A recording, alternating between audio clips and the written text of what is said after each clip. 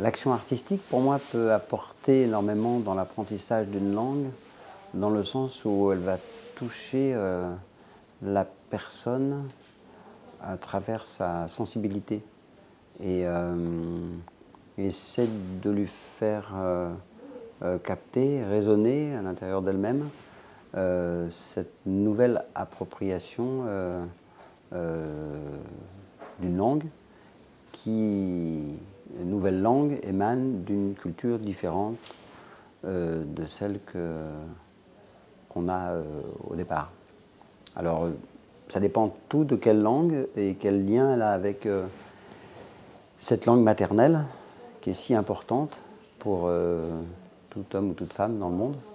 C'est vrai que la langue maternelle apporte un cadre et ensuite, suivant la langue qu'on va avoir à apprendre, eh bien, je pense que l'action artistique peut amener justement ce lien, cette passerelle à cette autre culture qui va faire qu'on va trouver des liens et des rapports avec sa propre langue maternelle. Et je pense faire un saut dans l'au-delà, parce que chaque langue est une nouvelle façon de voir le monde. Donc du coup, c'est vraiment un saut qu'on doit faire. Et justement, l'action artistique visuelle est ce petit pont qui permet de faire ce saut sans avoir trop peur. On peut exprimer aussi un mot, par exemple un des mots de cette année, sans le dire. C'est une façon aussi de faire appel à un autre langage qui est celui du corps. Donc nous pensons, enfin c'est notre façon d'approcher le théâtre, l'expression, l'expressivité, enfin de passer par le corps, l'émotion donc, l'action, l'acte, voilà, et la parole vient ensuite. Voilà. Alors, elle ne tarde pas, hein, mais elle vient à partir de cette énergie corporelle de l'action. Quand on travaille sur des mots, quand on les joue, du coup, moi je sais qu'une fois on a fait le jeu pour voir si à la rentrée on avait vu les 10 mots, à la rentrée des vacances, voilà, j'ai un petit peu mimé, d'après les exercices qui nous restaient de ce qu'on avait fait, les 10 mots pour qu'ils les retrouvent. Bah, ça a vachement bien marché, j'ai rien dit, c'était avec mon corps, mais du coup il se redisait oui c'est vrai, c'est quand on a fait cette séance là, alors ah oui volubile et tout, voilà, et c'était très très intéressant. Donc voilà, la mémoire du corps, la pratique. C'est une strate, c'est une couche de mémoire différente et qui permet de s'approprier le mot autrement qu'intellectuellement.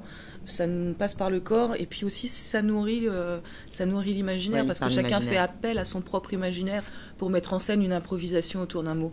Donc le mot est investi d'une certaine manière par l'imaginaire et du coup il est plus facilement assimilable, mémorisable et on le retrouve de façon plus fluide aussi. Dans l'artistique, il y a quelque chose de sensible, il y a quelque chose de super sensible et on peut aussi bien, par l'écriture ou d'autres médiums, la danse,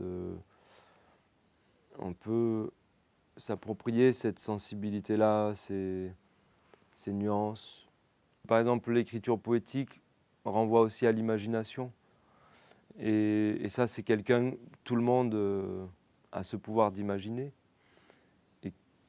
Du coup, c'est un bon médium, je trouve, l'écriture, pour s'approprier justement l'imaginaire des gens et le rendre audible. L'approche de la langue, surtout la langue française, il y a quand même comment dire, une fierté en France qu'on a, je pense, de la langue et on a une attente aussi d'excellence par rapport à ça, ce qui peut être impressionnant. Et pour peu que les personnes aient eu une expérience, notamment scolaire, un petit peu compliquée avec le français, ça peut comme ça développer des freins d'expression ou alors le fait de ne pas se sentir forcément légitime voilà, à manier la langue. Et l'idée, justement, par rapport aux arts vivants notamment, c'est de pouvoir, en fait, pouvoir aborder la langue, mais sans complexe. Justement, d'une façon peut-être un petit peu plus organique, parce que on a des ateliers qui vont consister à avoir tout un travail sur l'oral, sur l'oralité, sur la position du corps, la sonorité, la musicalité de la langue en fait. Ça c'est une chose, et on a aussi toute une partie sur des correspondances. Et l'idée c'est d'utiliser les erreurs, les fameuses fautes d'orthographe qui peuvent des fois être un petit peu oppressantes, pour arriver sur un pan plus poétique, en fait, de la langue. Donc ça permet comme ça, par des biais, en fait, de pouvoir inciter et impliquer les publics d'une façon assez ludique aussi sur la question en fait, de la langue française, qui, je le répète, il me semble, est assez exigeante.